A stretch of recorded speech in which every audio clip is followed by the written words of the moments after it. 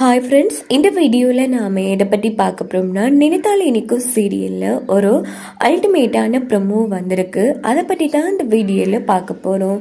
அதுக்கு முன்னாடி நம்ம சேனலை சப்ஸ்கிரைப் பண்ணாதவங்க கீழே இருக்கிற சப்ஸ்கிரைப் பண்ண கிளிக் பண்ணிவிட்டு பக்கத்தில் இருக்கிற பெல் பண்ணி கிளிக் பண்ணிடுங்க. நம்ம பத்மநாதன் கதையை தமனா முடிச்சுட்டாங்க. ஸ்கிப் பண்ணாமல் ஃபுல் வீடியோவையும் கேளுங்க.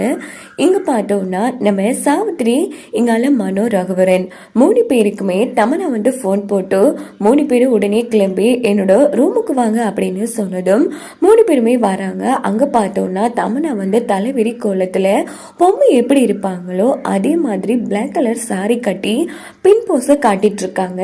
இது பார்த்து சாவித்திரியும் மனோவும் அந்த இடத்துல நடுங்கி போய் இருக்காங்க. இங்க பாரு, யார் நீ? ஒழுங்கு மரியாதையா இப்போ சொல்ல போறியா இல்லையாங்கிற மாதிரி கேட்டதும் தமனா சடனை திரும்பிடுறாங்க.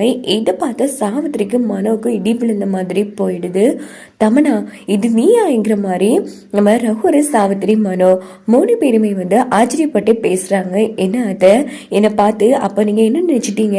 வந்திருக்கிறது பொம்மை என்ன நினைச்சிட்டீங்களா அப்படின்னு கேட்டதும், ஆமா தமனா, அச்சியஸ்லா என் கனவுல பொம்மை மாதிரி தான் நீயும் இருக்க அப்படின்னு சொன்னதும், இங்க பாரு தமனா, இன்னும் கொஞ்சம் நேரம் நீ எப்படி நினைக்கா, அவ்வளவுதான்.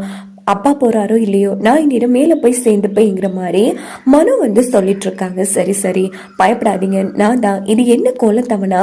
இப்ப எதுக்கு எல்லாரையும் நடுராத்திரில எழுப்பி பொம்மை மாதிரி வேஷம் போட்டுட்டு இருக்கேன்? என்ன ஆச்சு உனக்கு அப்படின்னு ரகுவரன் கேக்குறாங்க. இங்க பாருங்க, நான் என்ன சொன்னேன்?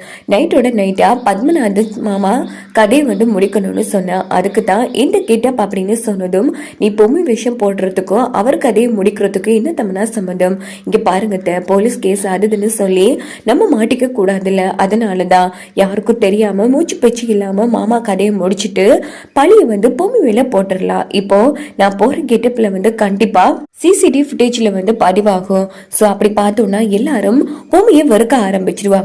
அவளோட ஆத்மா அழிக்கணும்னு அவங்களே முடிவெடுப்பாங்க அப்படின்னு சொன்னதும், சூப்பர் தமனா, உன்ன மாதிரி இந்த ஐடியா யாருமே போட மாட்டாங்க. சரி, இங்க பாருங்க, நீங்க யாராச்சும் வராங்களா அதுன்னு பாத்துக்கோங்க, நான் போய் மாமா கதையை முடிச்சிடுறேன் அப்படின்னுட்டு தந்திரமா தமனா நம்ம பத்மநாதனை இல்லாம பண்ணிடுறாங்க. இங்க பார்த்தோம்னா மறுநாள் காலையில தர்ஷினி என்ன பண்றாங்கன்னா, பத்மநாதனுக்கு சாப்பாடு கொடுக்கலான்னு வராங்க. அங்க பார்த்தோம்னா பத்மநாதன் மூச்சு பேச்சு இல்லாம இருக்காங்க. உடனே டாக்டரை வரவழைச்சு செக் பண்ணி பாக்குறாங்க. பார்த்தா பத்மநாதன் இறந்துட்டாங்க அப்படின்னு சொன்னதும் ஒட்டுமொத்த குடும்பமும் சம அதிர்ச்சி ஆறாங்க. உடனே சித்தார்த் ரொம்ப ஃபீல் பண்ணி அழுதுட்டு இருக்காங்க. அதுக்கப்புறமா நல்லபடியா செய்ய வேண்டிய காரியங்கள்லாம் செஞ்சு முடிச்சுட்டு எல்லாரும் ரொம்ப ஃபீல் பண்ணி அழுதுட்டு இருக்காங்க. உன்னை பொறிச்சு அவ புள்ளைய ஏத்துக்கொண்டு வாழ்ற காலம் பார்த்து இப்படி ஆயிடுச்சு, யாருக்கான்னு படிச்சோ தெரியல, எல்லாம் இப்படி போயிட்டு எப்போ எப்படி எல்லாம் இருந்தாங்கிற மாதிரி தாத்தா பாட்டி ஒரு பக்கம் ரொம்ப ஃபீல் பண்ணி அழுதுட்டு இருக்காங்க. அப்ப நம்ம சித்தார்த், விடுங்க தாத்தா, இப்படி எல்லாம் நடக்கும்னு நாம என்ன எதிர்பார்த்தோமா என்ன? ஆனா பத்மநாதனை யாரோ இப்படி வேணும்னு பண்ணிருக்காங்கப்பா. கண்டிப்பா பத்மநாதனை இந்த நிலைமைக்கு ஆளாக்குனவங்க தான் இப்போ பத்மநாதனை இல்லாம பண்ணிருக்காங்களோன்னு எனக்கு சந்தேகமா இருக்கு அப்படின்னதும், உடனே நம்ம தமனா, தாத்தா போதும் நிறுத்துங்க தாத்தா, இதுக்கப்புறமும் நான் உண்மையை மறைக்கிறதுல அர்த்தமே இல்லை. நான் உங்க எல்லார்கிட்டையும் ஒரு மிகப்பெரிய உண்மையை சொல்லணும் அப்படின்னதும், என்ன தமனா புதுசா சொல்ல போறேன்? நான் சொன்னாலும் நீங்க நம்ப மாட்டீங்க. ஆனா நான் இப்போ சொல்ல போற விஷயம் தான் நிஜம். இங்க பாருங்க, பத்மநாதன் மாமாவுக்கு பொம்மையை கண்டாலே பிடிக்காது. அதனாலதான் பத்மநாதன் மாமாவை இப்படி படுத்த படுக்கையா போட்டது வேற யாரும் இல்ல, பொம்மைதான் பத்மநாபன் மாமா கதையை முடிச்சிருக்கா அப்படின்னதும் சித்தார்த்ல இருந்து எல்லாரும் செம அதிர்ச்சி ஆகுறாங்க. இதோட இந்த